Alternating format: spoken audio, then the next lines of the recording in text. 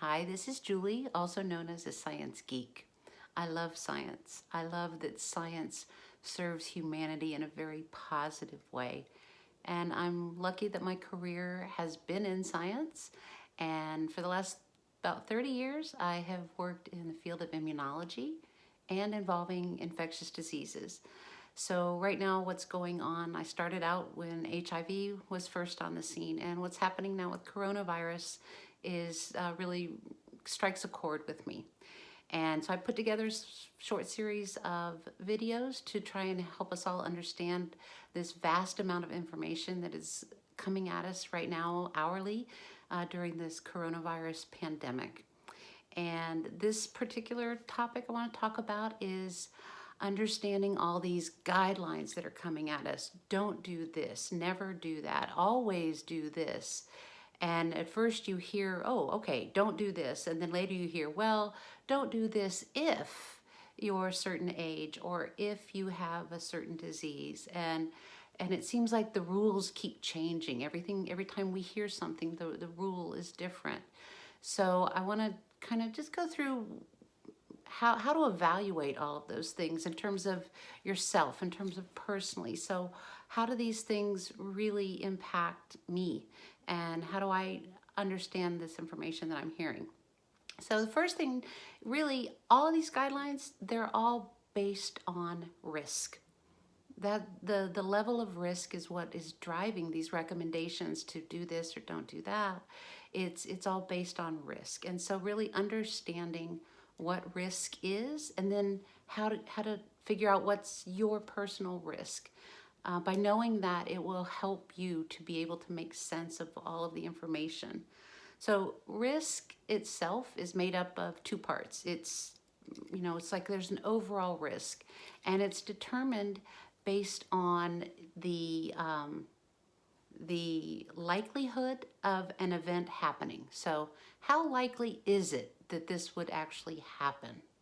And then the second part is the severity. So if it did happen, how bad would it be? How severe? So looking at the likelihood of something happening and then how severe it is if it actually does happen. You put those two together and that kind of comes up with the overall risk.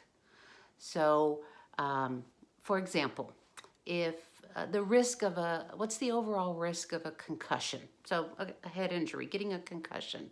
So if we look at me, right? So my overall risk, let's look at the likelihood of me getting a concussion. Well, I'm not a pro football player. I don't go rock climbing without a rope.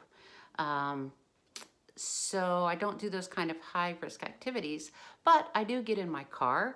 I do hike on uneven rocky surfaces. So, okay, I'd say I have kind of a low risk for me. Now, if I was a pro football player and it's football season and the risk of getting a concussion in that situation would be much higher. It's a very high contact sport. It's rough and tumble and during football season, and if you're the receiver, you're going to get tackled and the risk of a concussion is high. So the likelihood, right? So the likelihood of getting it, of actually having it happen is high. Now, what is the severity? Well, severity of if you got a concussion, how severe is it? That's going to be the same whether I'm a football player or just somebody who, rides a bicycle in my basement. So the severity, because a concussion is a bad thing. So, but when you put the two together, likelihood and severity, your personal overall risk, it's a combination of those. So for me, concussion, low risk. I don't do things that put me in that situation. It would be bad if I got it, but I'm not likely to, right?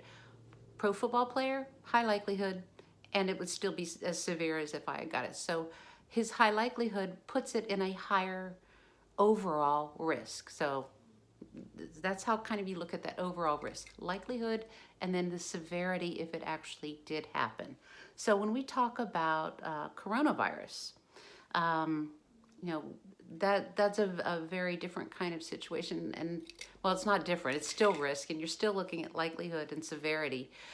But to really understand what your risk is in your overall in that situation, you really have to look at what are the risk factors. So what are the things that are going to play into having that be a risk or not?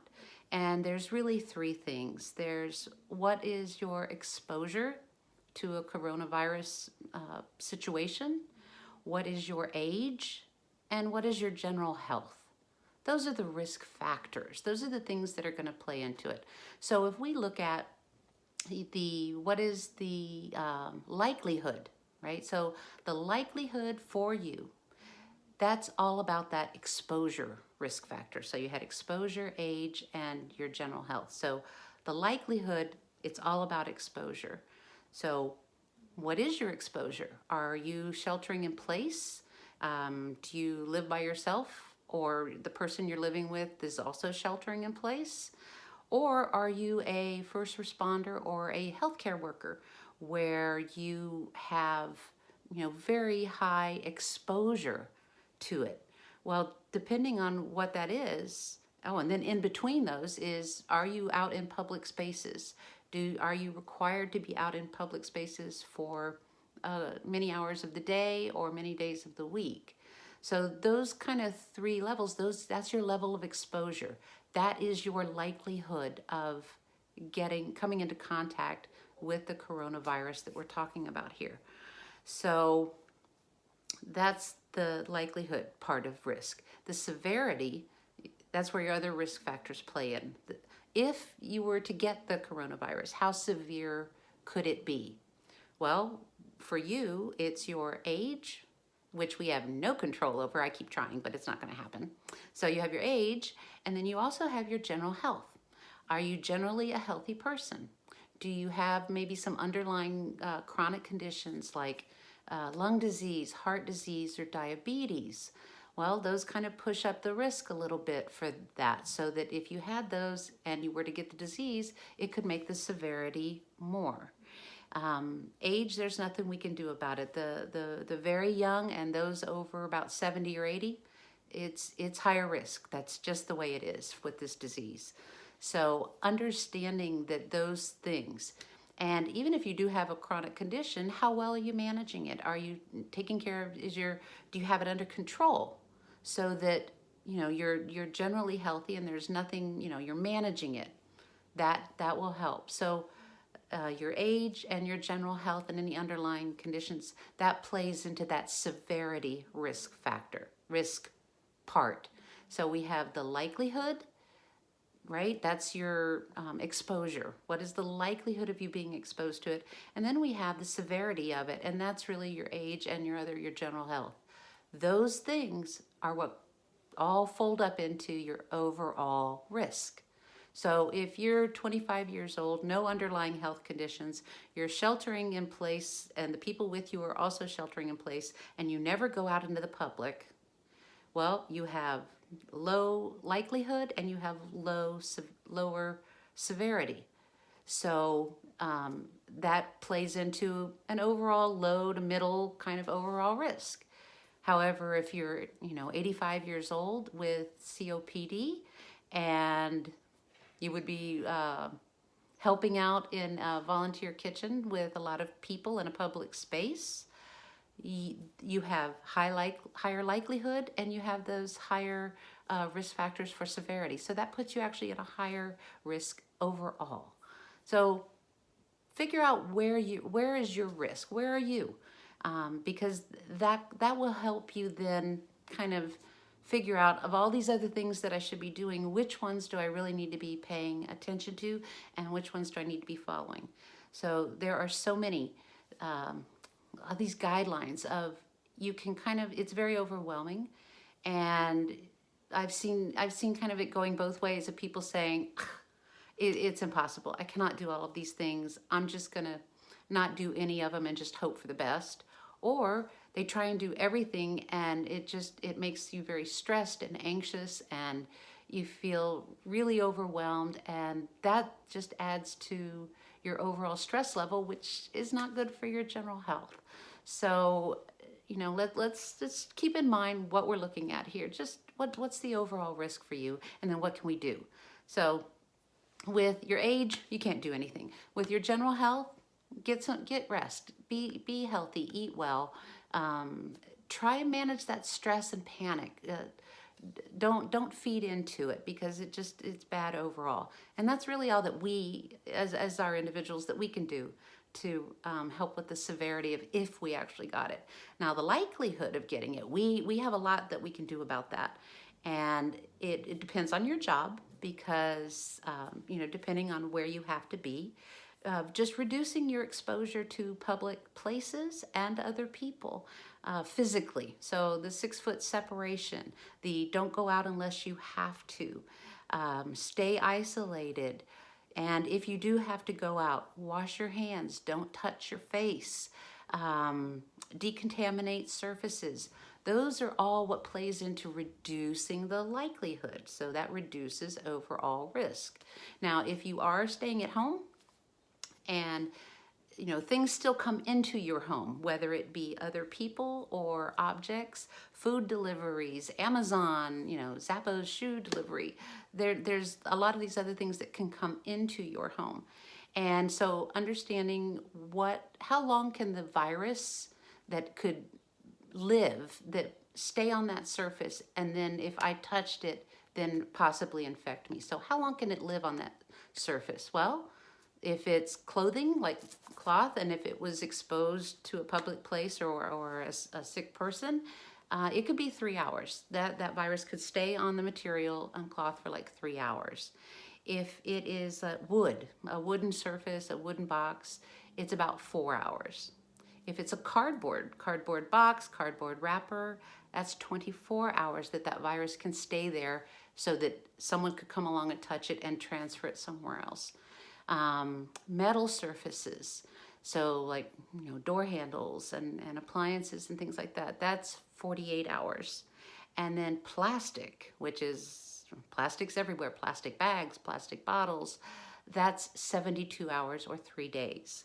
So clothing, 3 hours, wood, 4 hours, cardboard, 24 hours, 1 day, metal, 48 hours or 2 days, and let's see, plastic, 3 days, 72 hours. All right, so keeping that in mind, right? So that's how long the virus could hang around on those surfaces.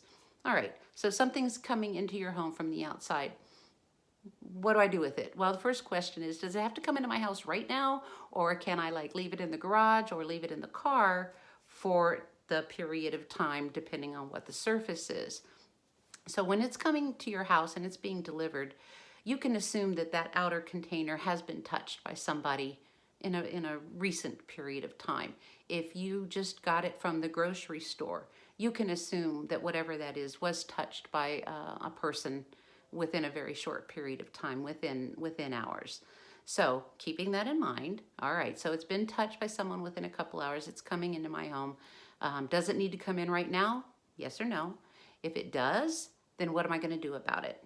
Okay, so if I get an Amazon box, it gets delivered, it's a cardboard box, it was touched.